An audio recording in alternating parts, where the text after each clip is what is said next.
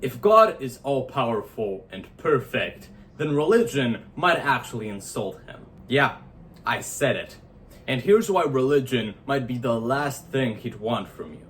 But why do I say religion is an insult? What even is religion? Religion is defined as the belief in and worship of a superhuman power or powers, especially the belief and worship of a god or gods. Now, that first part, the belief in, is okie dokie. But when we get to worship, specifically, is where things get kind of messy. Because why would God need worship if he's an all-powerful and all-knowing deity? An all-powerful and all-knowing entity? Why would he need it? Isn't it kind of disrespectful to assume that he needs your praise, your validation? And you might refute by saying that, hey, by worshiping, we are only expressing our gratitude. But I'll remind you that worship and gratitude are categorically not the same thing. Worship is more about the act of appreciating God. Gratitude is more about the feeling itself. And if God is all-powerful and all-knowing, don't you think that, prayer and thoughts and those, that little sentiment of gratitude would be enough for him? Wouldn't he be able to consider that as enough of a thank you? Why would he need specific rituals? Because worship is basically the ritual of showing God gratitude. And the best rebuttal would be, but hey, religion, the sole purpose of religion isn't stroking God's ego. Here are 4 benefits of it, for example. First off, we practice religion for ourselves. It teaches us humility. It transforms us. It is not something we do to stroke God's ego. It is something we do purely for ourselves. Secondly, just like we express love for other human beings with poems, gifts, and things that are generally kind of similar to worship, why wouldn't we be able to express our love for God with the same exact acts? We can't help but express our gratitude. We can't help but love him. We can't help but worship him. Thirdly, by practicing religion, we are building a relationship with God. He doesn't need a relationship with us, but having a relationship with him makes us better as human beings and as pretty much anything else you could imagine. We are only trying to get closer to him by worshiping. And last but not least, on a more practical level, religion is something that builds and reinforces entire communities. Church, for example, is a place where entire friendships and even new relationships can be formed. It literally builds, reinforces, and sticks together communities and human relationships. I'm getting to the counter arguments, don't worry. Okay, I get it. Religion might not be strictly for stroking God's ego. It might be something we use to build communities, express love, build a relationship with obviously something that is greater than ourselves. But here's where it gets kind of tricky. If religion is something we do strictly for ourselves, then wouldn't that mean that God is just some cosmic therapist? Aren't we viewing him as some sort of just cosmic therapist, an instrument that we can use for cure to suffering, an instrument for hard times? Yeah, it would mean that. And that's exactly what he is for most people. Not really respectful, is it? We can't help but worship God.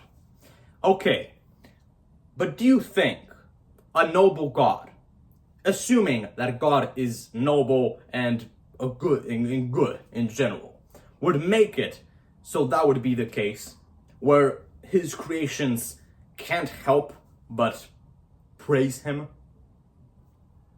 When someone asks me why I don't believe in God, the most logical response is the indomitable human spirit. I think human potential is so big that it would be disrespectful to all humans, to all human sacrifice and virtue, to attribute that, all effort, all virtue, all sacrifice, to attribute all of that to a deity. I simply don't think that would be moral. And I don't think it would be respectful to God either, because belief in him so often degenerates into religion, which so often like every single time, degenerates into worship. And he fucking does not need worship. Worshiping him takes from us. It's about relationship, right? I'll remind you that one-sided relationships aren't really that cool. And yet again, what kind of God would make every single one of his human creations need a relationship with him to be happy? What kind of God would make that a requirement? And lastly, church builds communities. Yeah, it does build communities. You know what else it does? Tears apart fucking nations. And in my opinion, the best communities are the ones that are built through some sort of linked virtue. This is gonna sound kind of silly, but there's a reason why gym communities are so fucking strong. Why do you think? Because everybody who goes there wants to improve physically in one way or another. Church is kind of the same thing. You know, I don't know if they're really comparable, but one is clearly superior to the other. But here's the weirdest part. Religion is made to bring people closer to God, but most often it only brings people closer to religion itself. The rituals become the point. The rules of the system become the point. And all of a sudden, it isn't people worshiping God, trying to get closer to God. It is people worshiping something through a system. Worshiping the system more than what the system is trying to be making more making easier to worship. So just think about it. What if worship, the act that is supposed to bring us closer to God and honor him, actually reduces him? What if it makes something that isn't supposed to be understood into something very, very, very small, into songs, into prayers, into church schedules? Not to get you closer to God, but with the purpose of mental masturbation. And here's another thought. If a perfect God exists, wouldn't he rather you live the values, love, justice, humility, discipline, willpower? Wouldn't he rather you live virtue rather than sing about it? Wouldn't he rather you show your love to him through actions and not through words? Because religion so often is just that, words, and frankly, empty promises. If we're being honest, feeling honest, worship is more about outsourcing morality, kind of playing along, not playing along, but kind of taking a shortcut. It's a lot easier to kneel for an hour on Sunday than to actually live with integrity every single day.